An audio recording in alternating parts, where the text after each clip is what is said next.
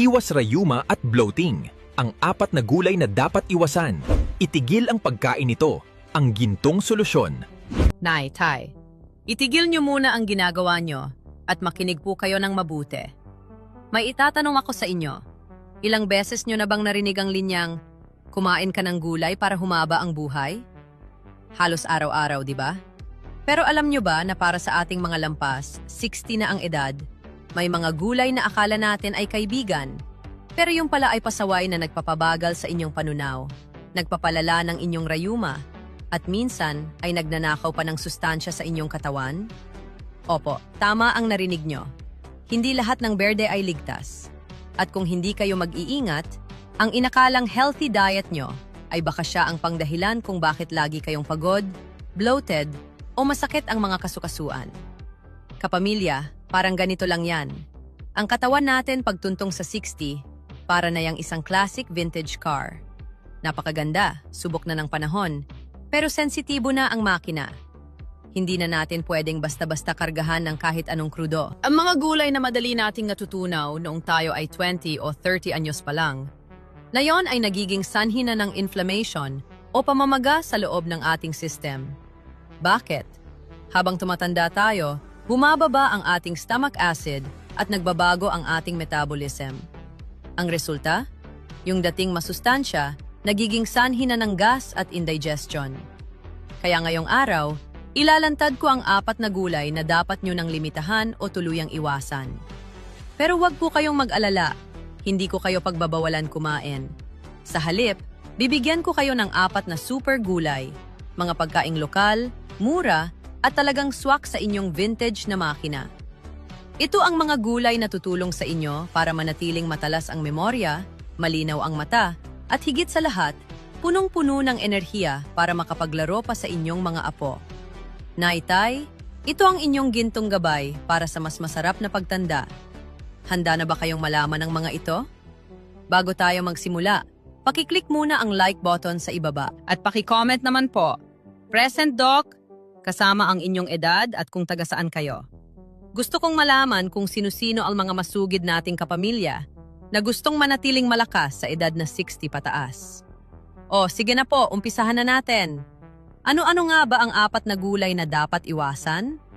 Ang una sa ating listahan, Nay, Tay, ang mga tinatawag nating cruciferous vegetables. Kasama dyan ang broccoli, cauliflower, at ang paborito nating repolyo. Doc, akala ko ba anti-cancer yan? Opo, totoo yan. Pero ang problema ay kung paano nyo ito kinakain. Sa edad nating 60 pataas, bumabagal na ang ating bituka o peristalsis. Ang mga gulay na ito ay may taglay na raffinose, isang uri ng asukal na mahirap tunawin. Kapag kinain nyo ito ng hilaw o kulang sa luto, ang raffinose ay hindi natutunaw sa tiyan, kundi sa malaking bituka kung saan ito ay pinapakain ng bakterya. Ang resulta? Matinding bloating, utot ng utot, at pakiramdam na parang laging puno ng hangin ang tiyan. Kaya payoko po. Kung kakain kayo nito, siguraduhing well-cooked o steamed ng maigi para lumambot ang fiber at hindi mahirapan ang inyong tiyan. Pangalawa, ang mga tinatawag na nightshades. Nay-Tay, pakicheck po. Mahilig ba kayo sa talong, kamatis o sile? Baka maging kapareho nyo ang dati kong pasyente na si Mang Rudy, 65 years old.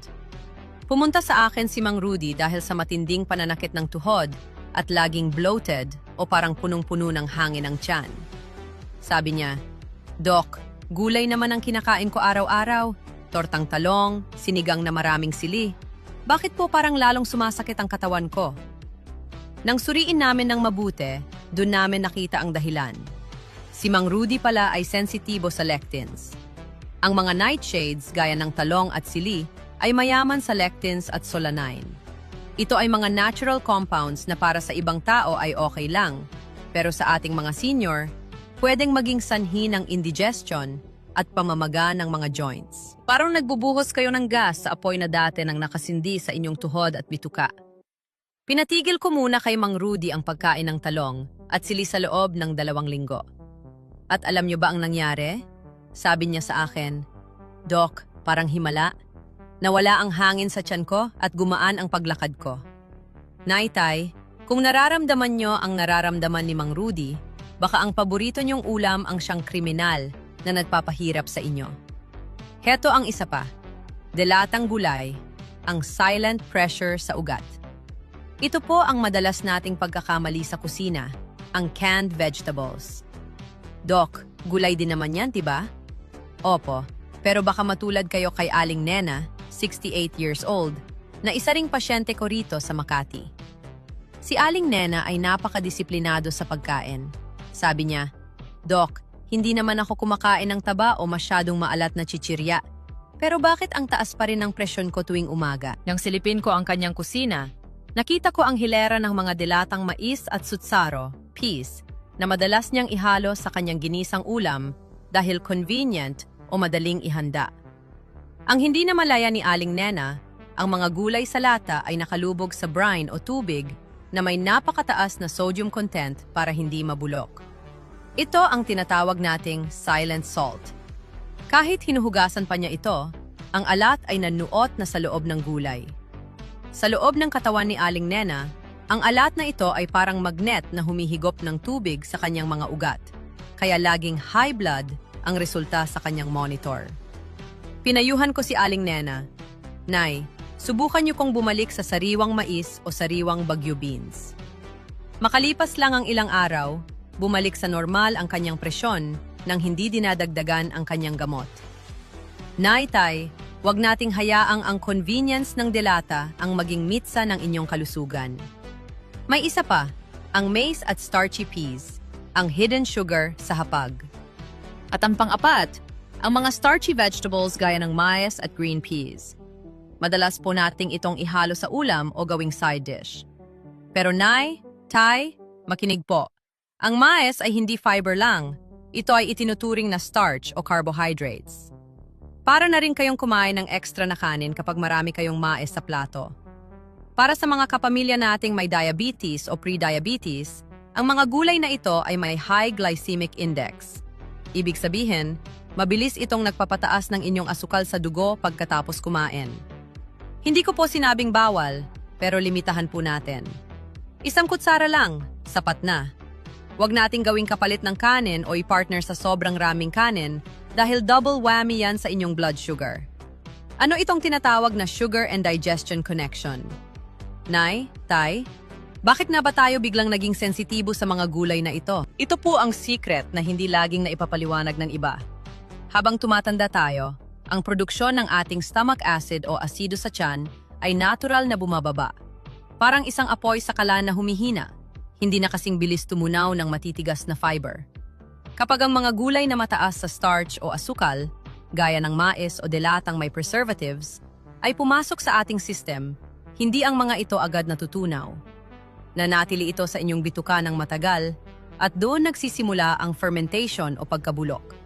Ito ang dahilan kung bakit matapos ninyo kumain, pakiramdam ninyo ay parang may bato sa inyong sikmura o kaya naman ay sinusumpong kayo ng acid reflux. Heto pa, ang inflammation at kidney connection. Ano ito? At higit sa lahat, Nay, Tay, tandaan natin. Ang digestion at ang inyong blood sugar ay magkadugtong.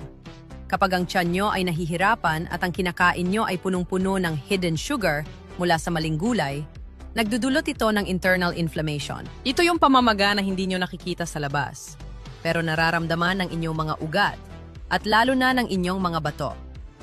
Ang layunin natin ngayon ay clean fuel, mga pagkaing mataas sa nutrients, pero low effort para sa inyong panunaw. Para ang enerhiya nyo ay mapunta sa paglakas ng katawan at hindi maubos sa pagdigest lang ng pagkain. Handa na ba kayo sa mga solusyon? Ito na ang 4 na gintong gulay para sa inyo at pwedeng kainin araw-araw. Nay, Tay, kung mayroon mga isang gulay na hindi dapat mawala sa inyong hapagkainan, ito ay ang ngalunggay. Sa ibang bansa, tinatawag itong miracle tree, pero para sa atin, ito ang ating pambansang gintong multivitamins. Bakit ito perfect sa mga lampas 60? Habang tumatanda, humihina ang ating immune system at nagiging marupok ang ating mga buto. Ang malunggay ay punong-puno ng calcium para sa buto at vitamina A para sa inyong paningin. Ang pinakamaganda rito? Napakadali nitong tunawin. Hindi ito nagpapabigat sa tiyan. Nay, Tay. Kahit sa ginisang sayote, sa tinola, o kahit ihalo lang sa sinangag, huwag po nating tipirin ang malunggay. Pangalawa, ang paborito ng ating mga kapamilyang Ilocano, ang saluyot. Nay, Tay, alam ko po na ang iba sa inyo ay ayaw sa dulas nito. Pero yung dulas o mucilage na yan po ang sikreto. Ang dulas na yan ay nagsisilbing natural na lubricant para sa ating mga kasukasuan. Kung nararamdaman nyo na parang kinakalawang na ang inyong tuhod o siko, ang saluyot ay may anti-inflammatory properties na tumutulong na mabawasan ang kirot. Bukod pa riyan, ang dulas nito ay parang walis sa inyong bituka. Tinutulungan kayong magkaroon ng regular at maayos na pagdumi. Hindi nyo na kailangang uminom ng mamahaling fiber supplements. Saluyot lang po ang katapat. Pangatlo, ang ating kalabasa. Naite, ito ang superfood para sa inyong mga mata at puso. Ang matingkad na kulay orange nito ay senyales na punong-puno ito ng beta-carotene. Habang tumatanda, ang ating mga mata ay nagiging prone sa macular degeneration o paglabo. Ang kalabasa ang natural na proteksyon nyo rito. At para naman sa inyong puso, ang kalabasa ay mayaman sa potassium. Nakakatulong ito para ibalansi ang sodium sa inyong katawan, kaya mainam ito para sa mga may high blood pressure. Ang payoko. Ilaga lang po ng husto hanggang sa maging creamy ang texture para siguradong low effort ang pag-digest ng inyong tiyan. At ang pang-apat, siguro ay pamilyar kayo sa kanta. Pero alam nyo ba ang sustansya ng sigarilyas? Tinatawag itong winged bean. Naitay, isa sa pinakamalaking hamon nating mga senior ay ang sarcopenia o ang unt-unting pagliit at paghina ng ating mga kalamnan o muscles. Ang sigarilyas ay isa sa mga pinakamataas na source ng plant-based protein. Nakakatulong ito para mapanatili ang inyong lakas, para hindi kayo madaling matumba o manghina. Mayaman din ito sa iron para sa inyong dugo. Napakasustansya at napakamura pa. Kaya sa susunod na mamalengke kayo, huwag kalimutang mag-uwi ng sigarilyas para sa inyong ginisang gulay. Huwag aalis, dahil sa huling segment, ituturo ko ang tamang paraan ng pagluluto para hindi masayang ang sustansya ng mga gintong gulay na ito. The 10-minute rule and cooking tips. Naitay, nahanap na natin ang mga tamang gulay, pero alam nyo ba na pwedeng masayang ang lahat ng sustansya kung mali ang luto? Dito po papasok ang aking 10-minute rule. Marami sa atin, lalo na kung nasanay sa malalambot na ulam, ay hinahayaan ang gulay na kumulo hanggang sa maging kulay brown o sobrang lambot na nito. Tandaan po natin, kapag ang gulay ay sobrang lambot na, ang mga bitamina nito, lalo na ang vitamin C at B vitamins, ay natutunaw na sa tubig at nawawala na ang buhay. Ang gabay ko, huwag lalampas sa 10 minuto ang pagluluto. Mas mainam ang steaming o pagpapasingaw kaysa sa pagpapakulo, boiling. Sa steaming, nananatili ang kulay at sustansya sa loob ng gulay, at mas madali pa rin itong tunawin ng inyong tiyan. Ang gintong sangkap sa paggisa. Pangalawang tip. Iwasan na natin ang sobrang paggamit ng asin, bagoong o patis sa ating mga gulay. Dok, wala namang lasa yan. Huwag po kayong mag-alala. Ang sikreto ay nasa inyong mga pampalasa. Gamitin po natin ang power of 3. Bawang, luya at luyang dilaw, turmeric. Ang bawang ay pampababa ng kolesterol. Ang luya ay pampakalma ng tiyan para sa digestion. At ang turmeric ay ang pinakamalakas na natural na anti-inflammatory para sa inyong rayuma. Naitay, kung gagamit kayo ng mga ito, kahit kaunting-kaunti na lang ang asin, magiging malasa at mabango ang inyong ulam. Yan ang tamang paraan para kumain ng masarap nang hindi isinasakripisyo ang inyong blood pressure at ang inyong mga bato. Konting tiis na lang po, Nay at Tay, dahil sa huling bahagi, ibibigay ko na ang inyong Kapamilya Challenge para sa linggong ito. Ang Kapamilya Challenge and Blessing. Naite, bago tayo magpaalam, mayroon akong munting hamon para sa inyo. Ang ating 7-day Gintong Gulay Challenge. Alam ko po, mahirap baguhin ang nakasanayan ng biglaan. Kaya sa loob ng susunod na 7 araw, isa lang po ang hiling ko. Subukan ninyong magdagdag ng kahit isang dakot lang ng malunggay o saluyot sa inyong bawat tanghalian. Obserbahan niyo po ang inyong sarili pagkatapos ng 1 linggo. Pansinin niyo kung gumaan ba ang inyong pagdumi, kung bumaba ang pamamaga ng inyong mga kasukasuan, At kung naging mas masigla ba ang inyong gising sa umaga? Ang kalusugan po ay hindi nakukuha sa isang inuman lang ng gamot. Ito ay nabubuo sa maliliit at tamang desisyon natin sa ating kusina araw-araw. Naitay, huwag niyo pong sarilinin ang kaalamang ito. Pakishare naman po ang videong ito sa inyong mga amiga at amigo sa Facebook o isend ang link sa inyong family group chat sa Viber. Isang share nyo lang po, baka makatulong pa kayo sa isang kapwa senior na naghahanap din ng gabay para makaiwas sa mahal na gastos sa ospital. Huwag nyo ring kalimutang mag-subscribe para lagi kayong kasama sa ating mga talakayan. Tandaan nyo po, hindi dahil tayo ay lampas 60 na, ay tapos na ang ating prime. Dito sa Gintong Gabay, naniniwala kami na ito ang inyong golden age, ang panahon para mas i-enjoy ang buhay kasama ang inyong mga apo nang walang iniindang sakit. Maraming salamat po sa inyong tiwala at oras. Pagpalain po kayo ng may kapal. Hanggang sa muli nating pagkikita, at ingat po lagi.